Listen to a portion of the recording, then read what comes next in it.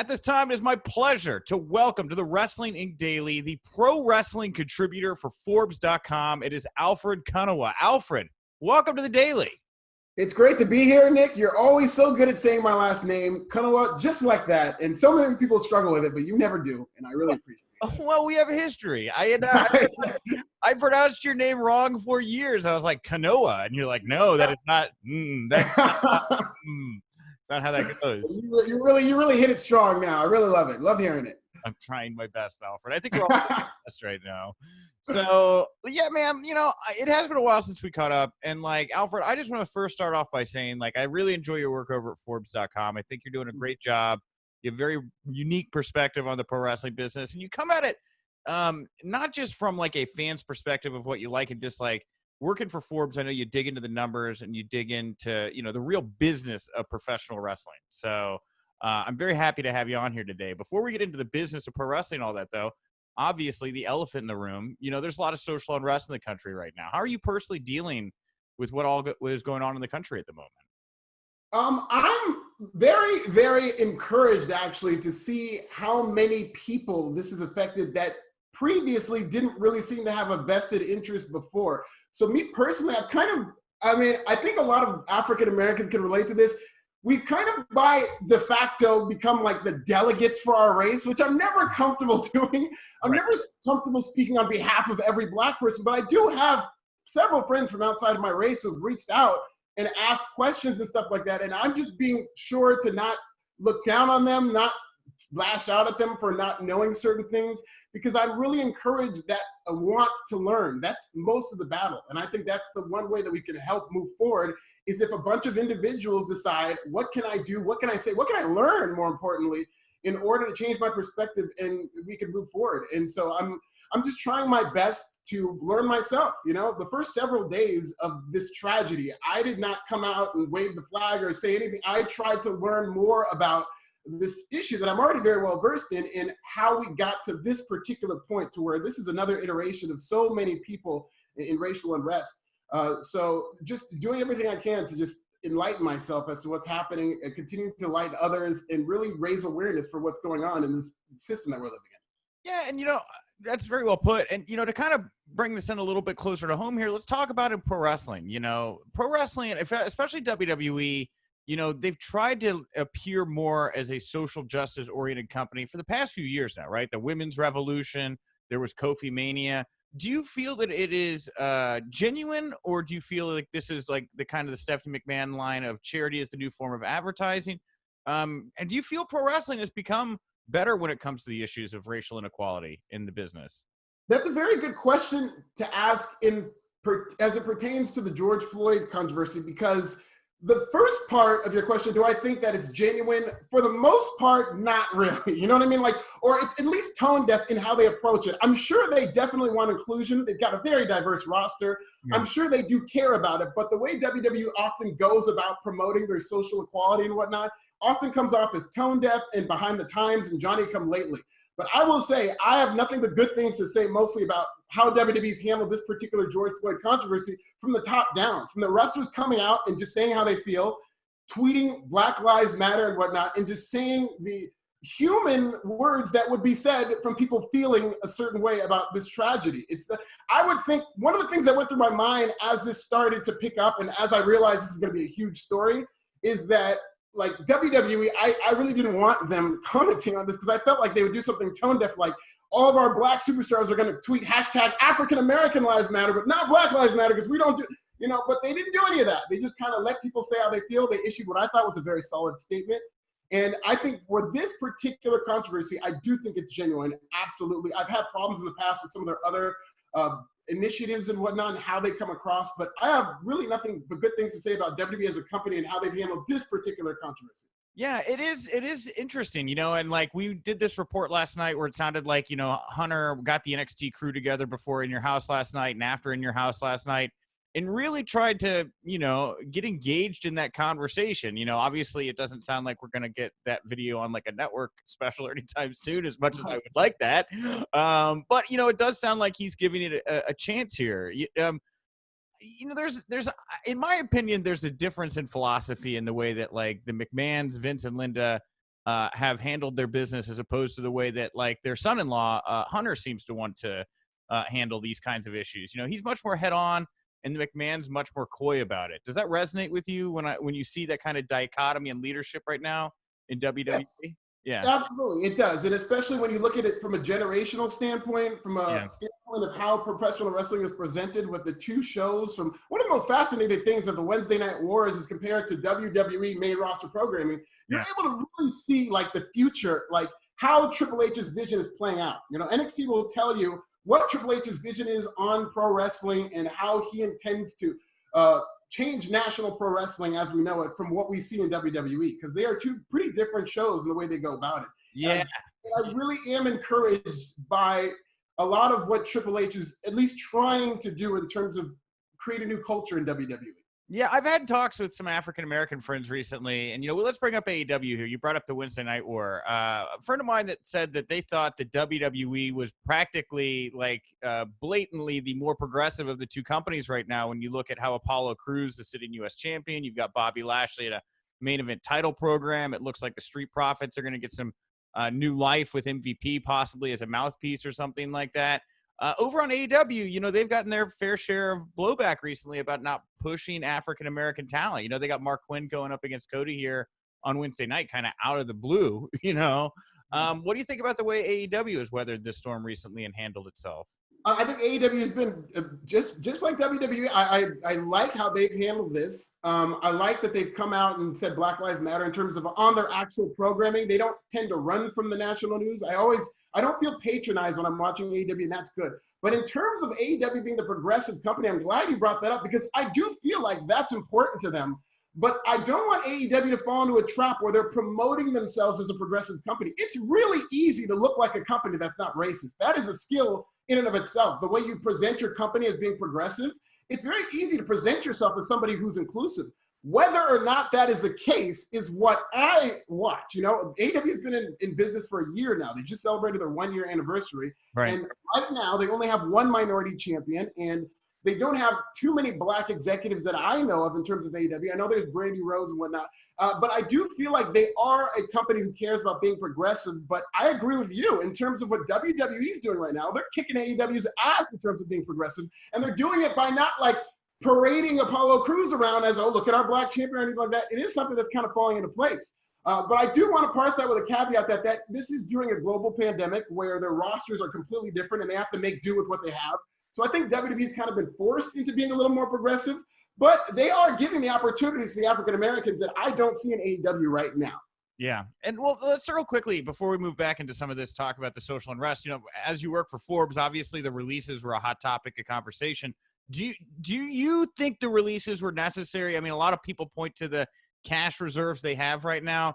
There's people that also point to, like, you know, were they profitable? Sure, but they could have been way more profitable had they been like able to lump in live events and things like that. The releases, do you agree with them? Not agree with them? How do you feel? Not at all. I think the releases were horrible. It's one of the reasons, to touch on something I said earlier, when I got nervous about the idea of WWE getting involved in this, they have just been so bad during this coronavirus. Like it's like one of those choose your own adventure books. Yeah. Like, you know, where you have to choose one thing. WWE's chosen the wrong path every chance they get. Like, should we fire a bunch of people even though we have all these? Yeah, let's do that. You know what I mean? So I'm just thinking, I don't trust this company's judgment to say anything when it comes to any type of controversy that's real life. And I was actually pretty disgusted to see so many people fight. It was such an ugly day. I'll never forget it. Yeah. There's like nothing in my life. The way that my notifications were going off, I thought somebody had died because as much as I hate to admit it, I'm very familiar with what happens in the activity when somebody passes away. And it was really, really sad to see so many people lose their jobs in real time because I interfaced with some wrestlers, and that's how they found out was on Twitter. They got notified, hey, man, what do you think about you being fired? And then they had to have the conversation with WWE management. So I think this whole thing was not handled well. That was the Leo Rush interview, right? Where Leo Rush was the one who was like, yeah, I was on Twitter and I had to call him and be like, hey, am I actually fired? And they're like, yes, unfortunately, you're fired, you know? Yeah, I couldn't imagine that. That's kind of gross. He went out on Twitter and called Drake Maverick's rehiring a slap in the face. I can't really quite put my finger on it. I think a lot of people are trying to figure out exactly what it is about Drake Maverick's rehiring that just feels icky.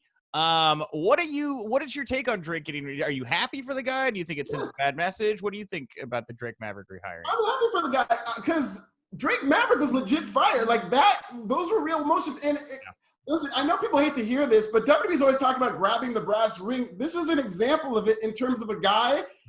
I don't think Drake Maverick was cynically being like, oh, I'm going to cry on camera and get my job back. But he took the moment in and he became the viral personification of the pain it feels to be fired. So who better to kind of live vicariously through in terms of somebody getting their job back than Drake Maverick? I thought this was a beautiful storyline. And I think people maybe I get why people would be upset with it, but I did think it was beautiful to see, knowing that it was parsed in reality.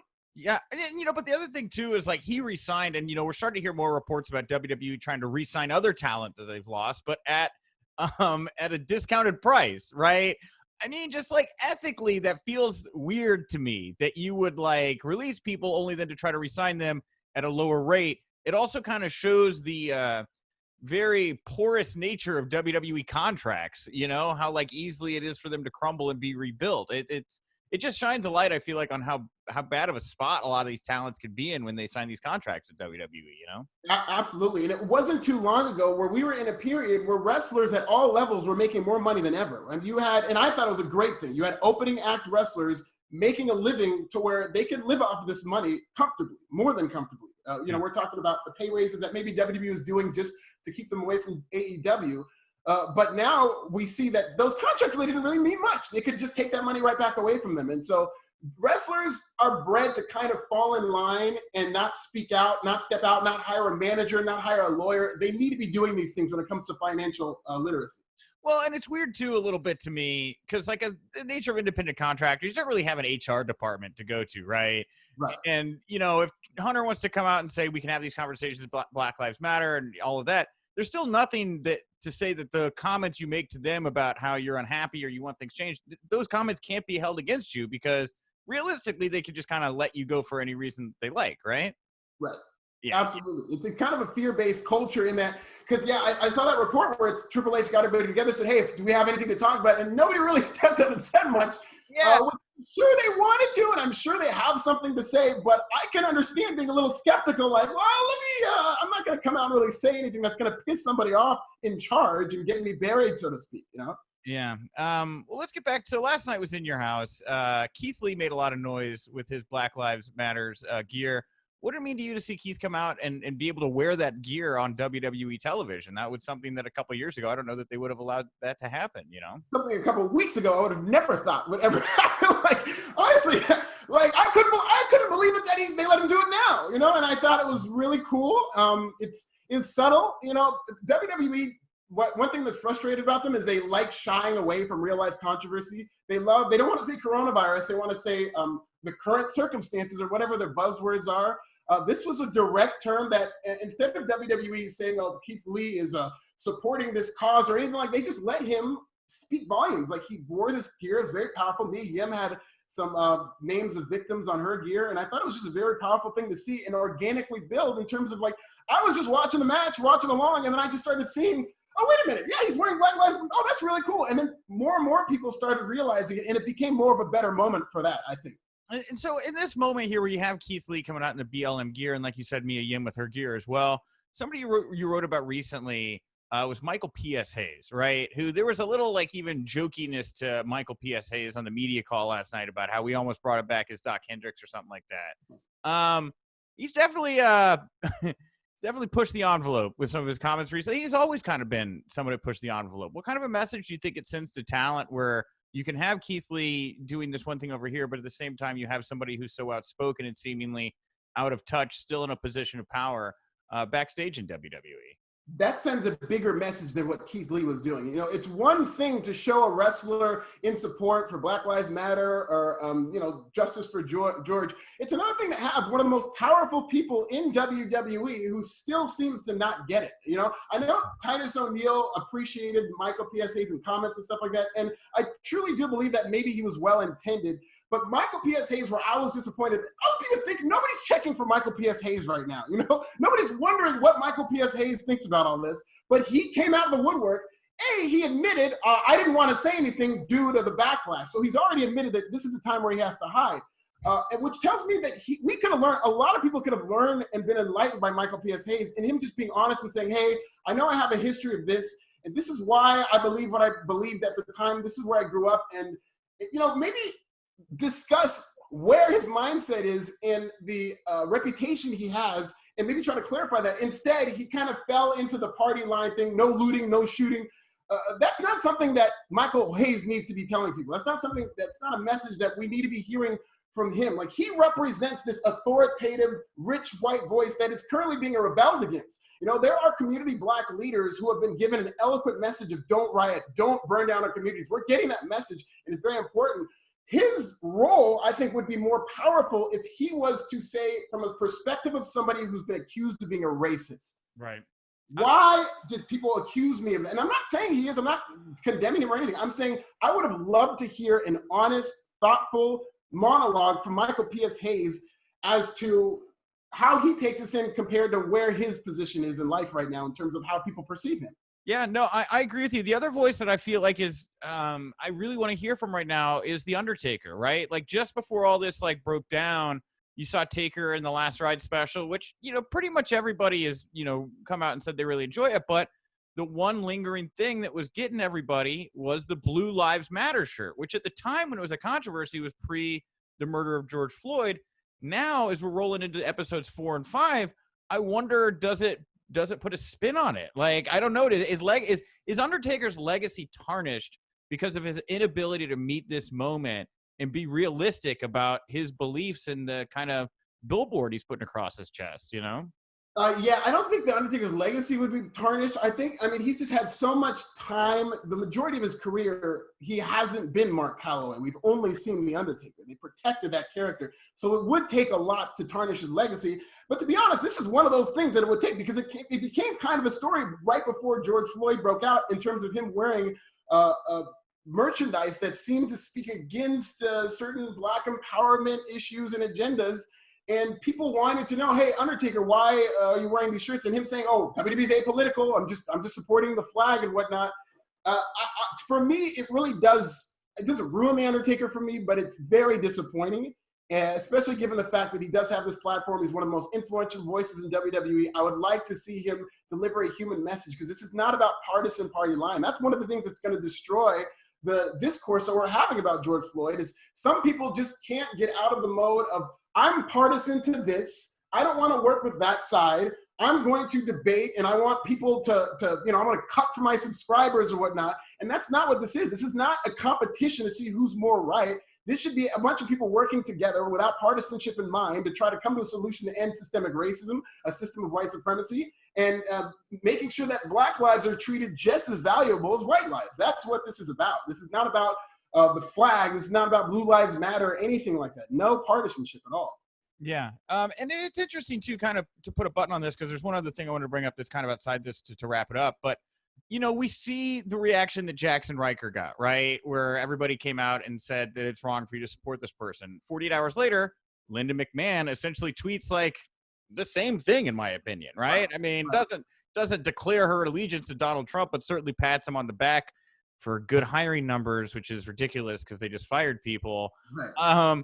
It does, to me, feel like WWE is on an internal collision course, right?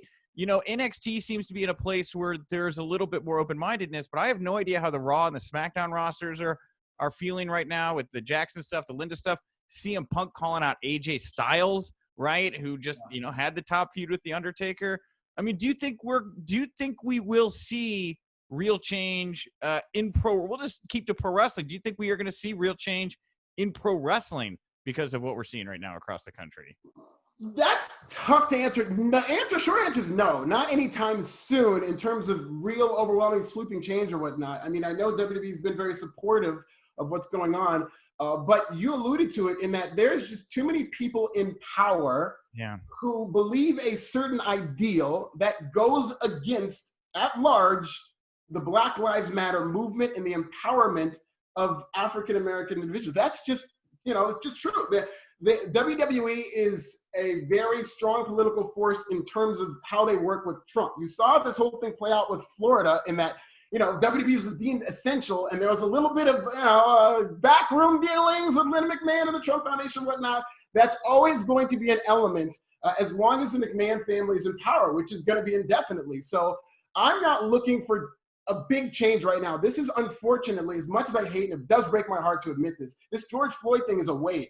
Like, we're in this weird dynamic where it's coronavirus, everybody's staying at home, so we catch onto these waves, whether it's Tiger King, the Michael Jordan doc. Now this is a very serious news story, but the ratings will start going down, and then people will move on from being so, wanting to protest with this issue that the next thing is going to come along. It's important that we continue there are going to be people who support George Floyd, to the end of time and stuff like that. But as a nation, in terms of us all talking and having this conversation, it's really important to do this now because this is going to go away.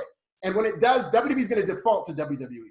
Do you think that they put the title on Lashley at Backlash this Sunday? Very interesting thing. I don't think they do. I wouldn't feel as weird about it. Like, if Drew McIntyre was supposed to face, let's say Aleister Black, and they replaced him at the last minute with Bobby Lashley and he's a champion, I would feel insulted, borderline. You know what I mean? Right. Like, that's clout chasing. But Lashley, and I've been tweeting this for months throughout this pandemic, has been one of the best things about Raw during this pandemic. It's not like Raw's been very boring, but I think they've done a good job in booking Lashley as a monster where he's squashing one guy after another. They were doing it to build up a meaningful challenger for Drew McIntyre, which I get. And if Drew McIntyre wins, I get it. They've been doing a good job with him as a babyface champ. But if Bobby Lashley wins, yeah, maybe they are taking an opportunity of the moment, but he's a perfectly credible guy to be champion. I mean, look at the guy. He looks like a monster. They've been booking him like a monster. MVP's been great. I would have no problem with it. Yeah. But I don't think it's going to happen. I'll tell you that. I don't think it's going to happen. I kind of feel like it's going to happen. I don't, and not even, like maybe partially because they see it as like a good publicity thing, but like also because I think Drew is just, and I think it maybe has more to do with the moment with the no crowd and not being able to follow up on that real momentum. But he feels a little flat to me as champion, right? He's like undefeatable, big man. He was so much more compelling on the chase to go after Brock Lesnar, right? I almost feel like if he can, because Lashley's a heel, right? Like, there's a couple ways you could, do this dirty and get the belt and have McIntyre back on the chase for a little while there. I don't know if he gets it back, but I think he's far more compelling as somebody looking to get the title than actually having the title and being on top. Almost like Roman Reigns. You know what I mean? Sure. Yeah, no, absolutely. And I think Drew McIntyre has been hurt by the lack of a live crowd because I love Drew McIntyre as a babyface in front of a live crowd with a 3-2-1. People were really taking to him. And now, like you said, it does feel very generic. The big man who's dominating, it feels entirely generic. And I would have no problem with Lashley win. I just don't think it's going to happen, but I hope I'm wrong. I think it would be cool to see Lashley carry a world title with MVP as a heel. I would love it, dude. I'm big fan of Lashley's. I loved him with Leo Rush, though, man. I think MVP is also very good, but there was something with him and Rush that's always so good. Which brings me to my last question here for you, Alfred. You're the Forbes guy. Business has been down. Viewership is down pretty dramatically in some areas. Obviously, there's no live events revenue coming in right now. What do you do if you're WWE right now to start really turning the tide, bringing people back to the table, improving your business again? If you could give them advice, what would that advice be? I mean, that's the $1 million question. It would have to start at the top. The system they have of everything goes through Vince and things can be rewritten and stuff like that is just not working. And I'm not trying to just shoehorn this in because it's the zeitgeist that we're in right now, but WWE needs to do a better job of embracing the Black culture. And there's millions of ways to do this. I don't just mean just only push Black guys, this, that, and the other. There's millions of ways to do this. WWE is a very uncool product. Their audience is very old. That is a very concerning problem that potentially as they get older and older and older, they won't be able to replace them with young people, and they're not going to be on TV if that happens. So WWE needs to get younger, and in this country, young people get excited about Black culture. They get excited about references and the platforms that WWE appears on to talk about WWE programming, like Breakfast Club, that WWE is nowhere near. WWE needs to do a better job embracing Black culture so that the culture is talking about them, because by doing that, young people will get excited of any color, okay? It's not just young Black people. Young people of any race and dereliction will get excited about WWE if they did a better job of embracing Black culture. But that's $1 million question. I think it's about employing Black writers and stuff like that and executives and whatnot, but there needs to be a top-down overhaul in terms of how they present this product and coherent storylines, obviously. This is a television show. You don't want to tune into a TV show and 1 week a storyline is building up and the next week you don't hear about it again. That's not You know what I mean? Like, I watched Insecure this weekend to see if Lawrence and Issa were going to get back together. If I don't see Lawrence on the show, well, what the hell, man? What can you leave me hanging, you know? Yeah, totally. And Space Force left me on the hook. I don't want to give away the end of the season, but yeah, I totally get you. A good cliffhanger goes a long way, 100%. Yeah. You know, and you're right. I mean, the Breakfast Club, it is one of those things too. You know, the Biden appearance, I think, really spooked a lot of old white men, right? You know, and it is, you know, that's what needs to happen right now, though, is you need to be able to take these hard questions, you need to address them. You know, I've actually had a couple wrestlers turn down interviews with me recently because they don't want to talk about what's going on right now, which really surprised me, you know. It is what it is. But I think that you're absolutely right. I think confronting it, being honest, being open to grow, being open to accept your own faults, that's all part of this process. You know, there's going to need to be a reprogramming that happens here. And I do see pro wrestling. I see pro wrestling as having a role to that, right? You know, as diverse as the crowd has become for pro wrestling, there's still a lot of really conservative Southern people that watch pro wrestling. And if this can be a platform to help educate them or open their minds, I mean, pro wrestling has always, in my opinion, been something that can be used as like a peace mission type thing. You know, in the best of intentions, you can look at the Saudi stuff like that. I don't know that you can 100% view it that way, right? Yeah. But like pro wrestling can be used in that area. And I think you're right. I hope it does learn to embrace that culture a little bit more and bring more people in, because I think you're right. I think that's what is drastically lacking right now, you know? Yeah, and then really quick divorce from that. Like, and we always talk about it. You know, you always hear people express frustration in terms of just building coherent characters that you don't see as somebody who's like, less in the brand. I think WWE made a mistake when they made WWE bigger than any of the wrestlers, because that's never really the way wrestling works. It's all about the big draw. Stone Cold Steve Austin, The Rock. It's a star-driven business, not too different from the NBA. The NFL works just fine as a brand where the NFL stands out over its players. The NBA's never worked like that. WWE is another company that's never really worked like that, where the brand, yeah, they're going to make a lot of money on TV deals and stuff like that, but the week-to-week television is not going to be very compelling when you know that they're just cogs and replaceable cogs in a wheel. Yeah. All right. Well, we'll keep it. We'll end it there, Alfred. I'll bring you back. There's obviously a lot more stuff to talk about from the world of pro wrestling. But man, thank you so much for dropping by, and I'm glad we got to catch up, Alfred. Again, I'm really enjoying the work you're doing over at Forbes.com right now. I think everybody should go check you out. Is there anything else you want to plug, promote, put over here before we wrap up the interview today? Sure. Just one quick thing is that I just wanted to, you know, kind of put this out there to really encourage others, is that any article I write with George Floyd's name in the body or the article, the traffic that I make, the money that I make off the traffic from that article goes to charity, like Justice for George or Know Your Rights Camp, Black Lives Matter. So I just encourage, not demanding or anything like that, anybody who may be lucky enough to be seeing their traffic numbers go up and maybe making a little more money because they're covering this horrible story, maybe, you know, pay it forward. I think that'd be really cool. But other than that, I'm very encouraged. I really love the wrestling community and how they've stepped up from this whole tragedy. It's really been a refreshing breath of fresh air.